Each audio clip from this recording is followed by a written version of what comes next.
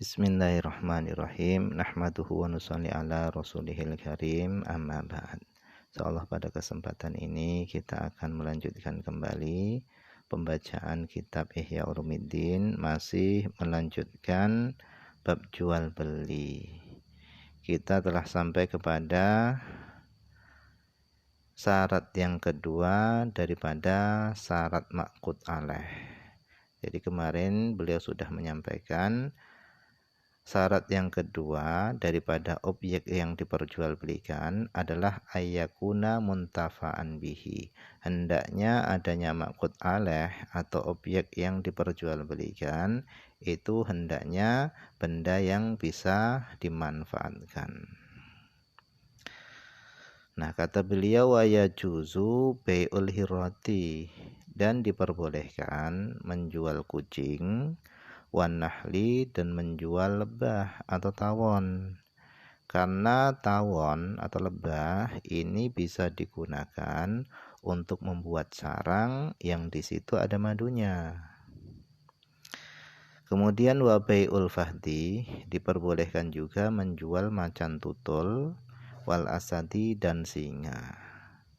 Wa ma yasluhu li shaidin, dan diperbolehkan juga menjual hewan-hewan yang layak atau yang bisa digunakan untuk berburu.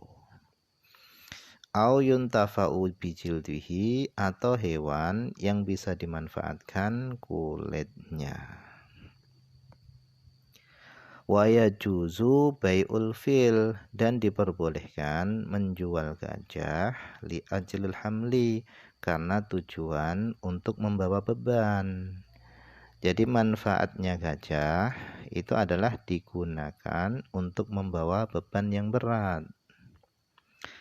Wa yajuzu, dan diperbolehkan bai'ut tuti, menjual burung tuti. Nah, apa ini yang dimaksud dengan burung tuti? Wahia al-babbagha, yaitu adalah burung beo. Jadi diperbolehkan menjual burung beo, kemudian watawus, burung merak, watuyuril malihati aswari, dan juga diperbolehkan menjual burung-burung yang indah bentuknya. Wa ingkanat latu kalu, meskipun burung-burung tadi itu tidak diperbolehkan dimakan, enggak boleh dimakan. Alasannya fa inna tafarruja bi aswatiha wan nadhara ilaiha gharadun maksudun mubahun, karena bersenang-senang dengan suara burung tadi dan memandang kepada burung tadi itu adalah tujuan yang dimaksud dan diperbolehkan. Jadi jual beli burung beo, kemudian burung merak, kemudian burung-burung yang memiliki suara-suara yang bagus, yang indah, dan yang memiliki bentuk-bentuk yang bagus dan yang indah, itu diperbolehkan. Kenapa? Karena seorang tadi itu bisa menikmati suara-suaranya yang indah, dan hatinya seorang tadi itu bisa menjadi senang dengan melihatnya.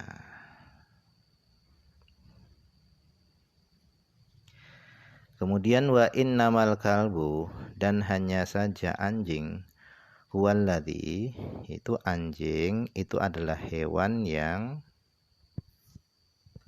la yajuzu ayuktana.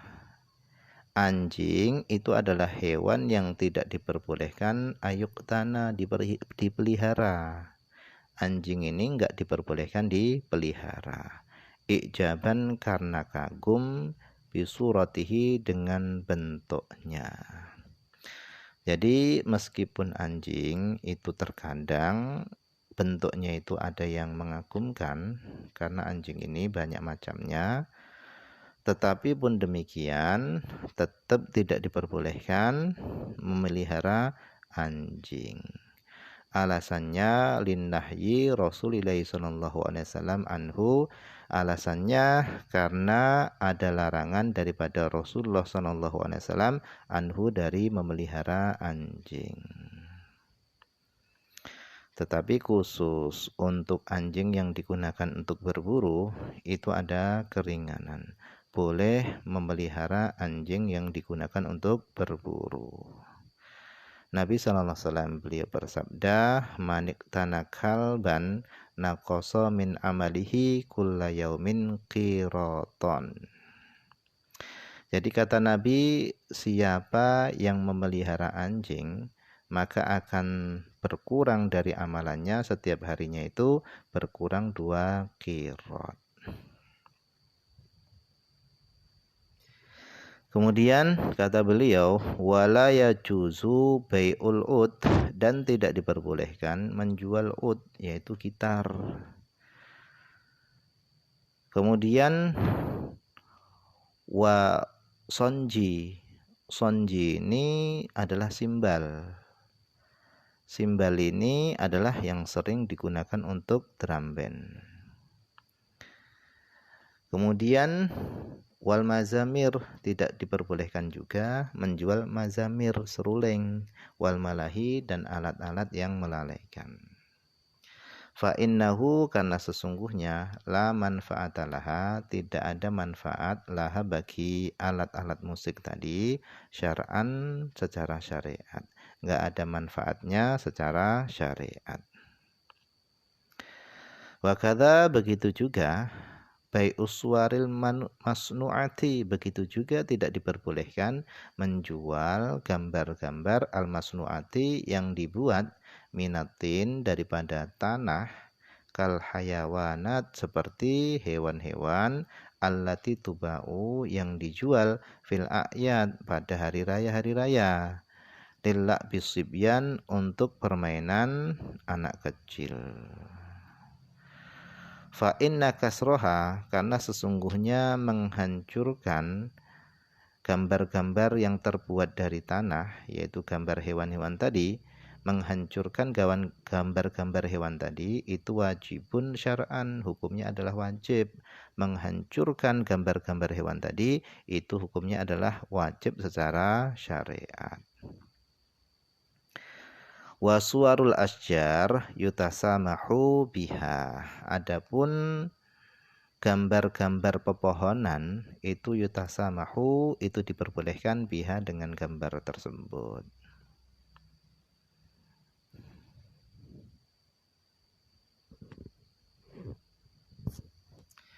Wa amma thiyabu, adapun pakaian-pakaian, wal atbaku, dan nampan-nampan, wa alaiha, yang pada nampan dan pakaian tadi itu ada suwarul hayawanat, ada gambar-gambar hewannya, fayasihu bai'uha, maka sah menjualnya. Jadi pakaian-pakaian yang ada gambar hewannya, atau nampan-nampan, atau piring-piring, gelas-gelas yang ada gambar hewannya, itu boleh diperjualbelikan. Wakada as-sutur, begitu juga boleh diperjualbelikan as-sutur. Sutur ini adalah kain-kain penutup. Jadi kain-kain penutup yang ada gambar hewannya.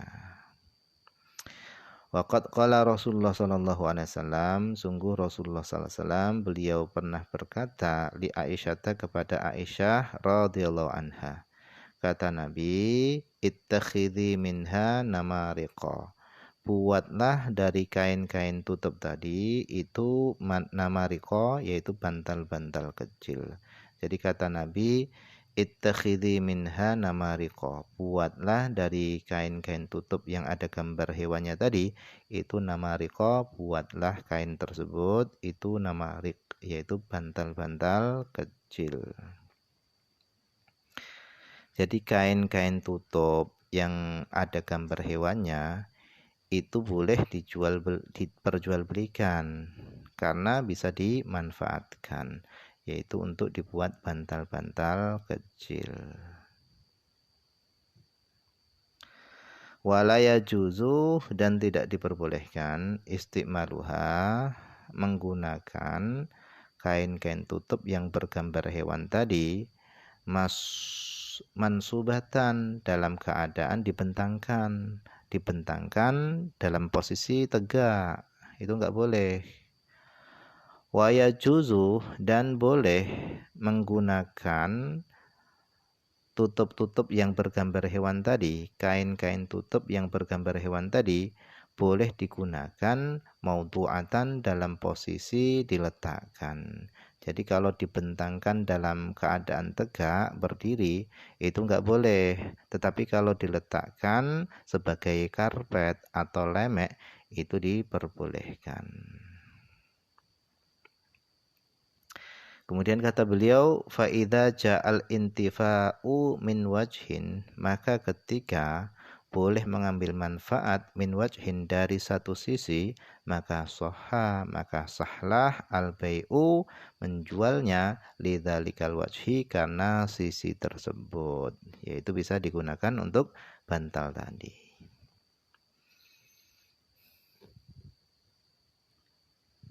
Kemudian wasalithu, dan yang ketiga, syarat ma'qud alaih yang ketiga adalah ayyakunal mutasarrafu fihi mamlukan lil aqid au ma'dzunan min jihatil malik.